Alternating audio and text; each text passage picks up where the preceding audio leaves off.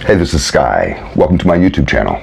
I'm in the office taking care of business, paying bills, mind, body, and soul. This is how we get through. It's Monday, it's Mafia Monday. Let's jump into our story, pick up where we left off. We're going to close out Chapter 6 today. Next time we'll start Chapter 7. Chapter 6, Simon Castro, our main character, young Simon. He's brand new in the LA family, the LA crime family. And he has met the girl of his dreams. It's the most beautiful woman he's ever met in his life. And he's acting like a major sucker for her. He really is excited to meet her. She's really beautiful. And he was able to convince her into going out on a date with him. So that's what we're going to get into. And we'll end off the chapter. Let's jump into it. I got Mr. Snubby ready as usual. I'm rocking the Florida cracker hat. That's what my buddy at the gym calls it. We had a great first date. I was a perfect gentleman the entire time.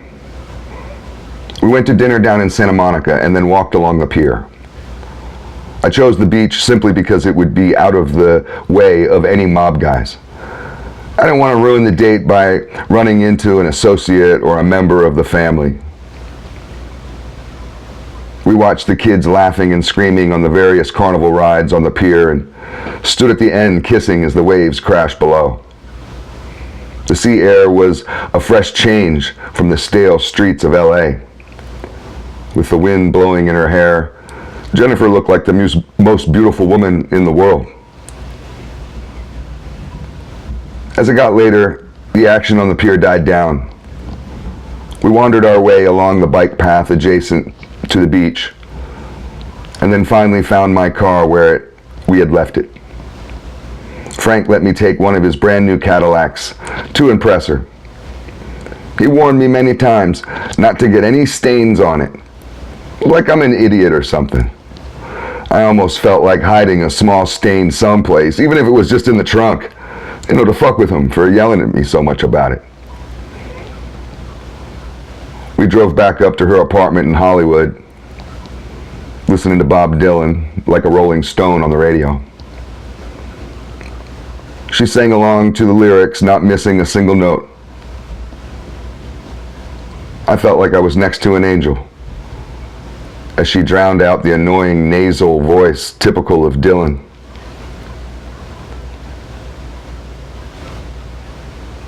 I took turns around the city and went in circles, like Uncle Frank always did when he drove, just to make the commute longer and spend more time with her.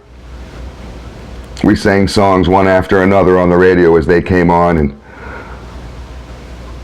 she never noticed how I passed the corner on Pico Boulevard 3 times. Back up in Hollywood, we parked on her block, down the street from a building, in the only open spot. As we slowly walked along the dark and dirty sidewalk in the warm night air,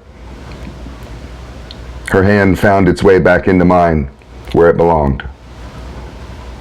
She turned towards me, and I bent down to kiss her, like it was choreographed. We instantly locked lips. Her tongue went down my throat to my Adam's apple, almost choking me to death. Any doubt within myself that Jennifer had liked me had been lost at that moment. We stood under the street light making out as it illuminated us in the darkness. The noise of the city in the background was silent. It felt like we were the only 2 people who existed in the world. She pushed me away and stood in front of me, staring deep into my eyes. Her gaze penetrated me like a knife, cutting through to my soul. I felt weak in my knees and could have melted in front of her on the sidewalk like a candle. I watched her ass switch back and forth as she walked up the steps to her building. At the top, she turned to blow a kiss. And then she hit the code on the door and ran inside like a giddy schoolgirl. I stood out front on the sidewalk, totally dazed and numb. It would have been such a great time to whack me if an enemy was lurking about. I snapped out of my weakened state and stood up straight, pushing my chest out, and strolled back to my car, making sure to scan around for any suspicious characters lurking. I jumped in the car and turned up the music. The Doors' LA Woman was on the radio. I blasted the tune with my windows open, feeling the warm air blow down my back as I headed over to the west side to my Uncle Frank's dealership to drop off his car. I pulled into the dealership lot and parked by the service entrance. The lights were on in the lot, but the place was closed down. A side door opened up, leading to Frank's office. It was one of the guys from the crew, Knuckles. He was a big fat son of a bitch, but good at doing my uncle's bidding. Nuck said, "Hey Simon, how was your date? Did you fuck her? Let me smell your fingers. Come on, give them here." I laughed and replied, "Don't touch me, you nut."